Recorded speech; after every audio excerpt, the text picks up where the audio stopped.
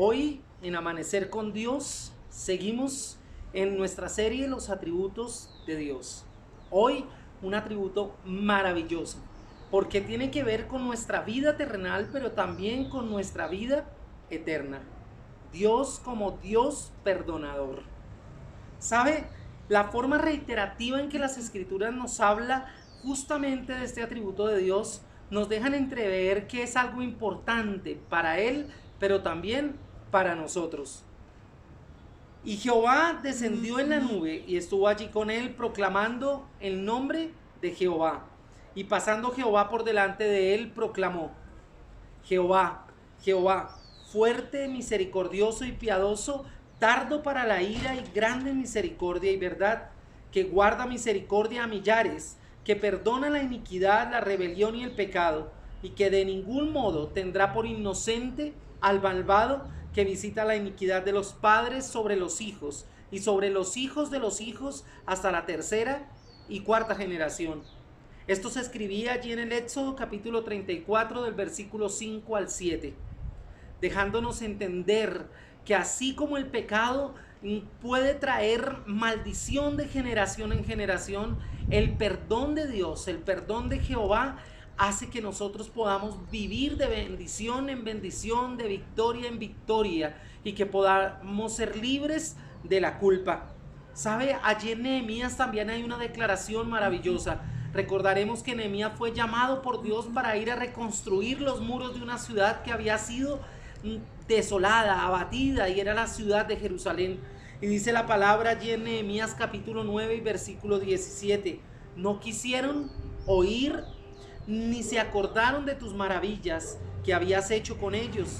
Antes endurecieron su cerviz y en su rebeldía pensaron poner caudillo para volverse a su servidumbre. Pero tú eres Dios, que perdona, clemente y piadoso, tardo para la ira y grande en misericordia, porque no los abandonaste. Qué bueno es poder recordar las misericordias de Dios. Qué bueno es poder recordar que a pesar de nuestro pecado, Dios nos llamó, nos levantó, pero sobre todo nos perdonó, para que pudiéramos comenzar de nuevo a ver la gloria de Dios en nuestras vidas, en nuestra familia, en nuestra iglesia y todo lo que nosotros hacemos. Por eso David tenía claridad cuando hablaba sobre el perdón del Padre, porque él había fallado, porque él era un hombre conforme al corazón de Dios, pero también en su naturaleza humana se equivocaba. Y decía en su palabra: porque tú, Señor, eres bueno y perdonador, y grande en misericordia para con todos los que te invocan. Y aquí hay dos cosas importantes que David nos revela acerca del perdón de Dios, porque él reconoce que él es un Dios bueno y que esa bondad de Dios involucra una actitud de perdón. Pero no solamente eso, dice que ese perdón viene para los que le invocan.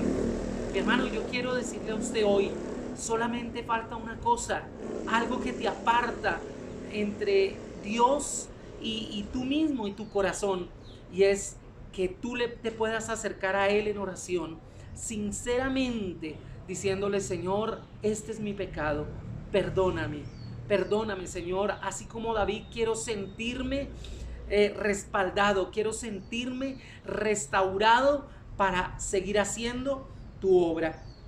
El pecado es un problema serio, pero ¿sabes? Es algo tan serio que puede traer muerte a nuestra vida. Mire lo que dice la palabra allí en Génesis capítulo 2, versículo 15. Dice la palabra: tomó pues Jehová Dios al hombre y lo puso en el huerto del Edén para que lo labrara y lo guardase. Y mandó Jehová Dios al hombre diciendo: de todo árbol del huerto podrás comer, mas del árbol de la ciencia y del bien y del mal no comerás, porque el día que de él comiere, ciertamente morirás. Desde el principio la advertencia de un Dios amoroso era justamente que no se tocara el nombre o aquel sello de la creación que le hacía a él como el autor inconmensurable y el más grande de todos de lo que vemos nosotros. Y el hombre sabía que tocar ese sello era morir, pero aún así, en su naturaleza, lo hicieron, pero él ya había advertido de esa muerte. Quiero también decirle que justamente Ezequiel en 18, en el versículo 4, dice: el alma que pecare, esa morirá, porque la paga del pecado es muerte. Esa es, dice en Romanos 6:23. Así que nosotros necesitamos entender que debemos dejar toda naturaleza pecaminosa, que debemos velar por obtener el fruto que viene del Espíritu, para que de esa manera, con el perdón de Dios, podamos vivir vidas victoriosas, porque así lo dice la palabra. Nosotros vivimos de victoria en victoria, pero no hay nada como sentir el perdón de Dios y abandonar absolutamente la culpa que nos agobia.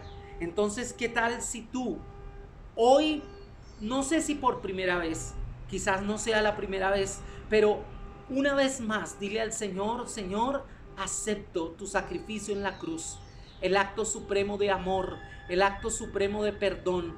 Te acepto en mi corazón y te pido que lleves todos mis pecados y los pongas en el olvido. Hoy quiero comenzar de nuevo. Sella mi vida, sella mi corazón con el principio redentor del perdón, y que pueda yo un día estar contigo por la eternidad. Le doy gracias a Dios por este momento y le pido a usted que recapacite acerca de su actuar y se dé cuenta que Dios extiende sus manos para perdonarte y para verte vivir feliz, mejor y de la manera que jamás seguramente habrás soñado. Bendiciones.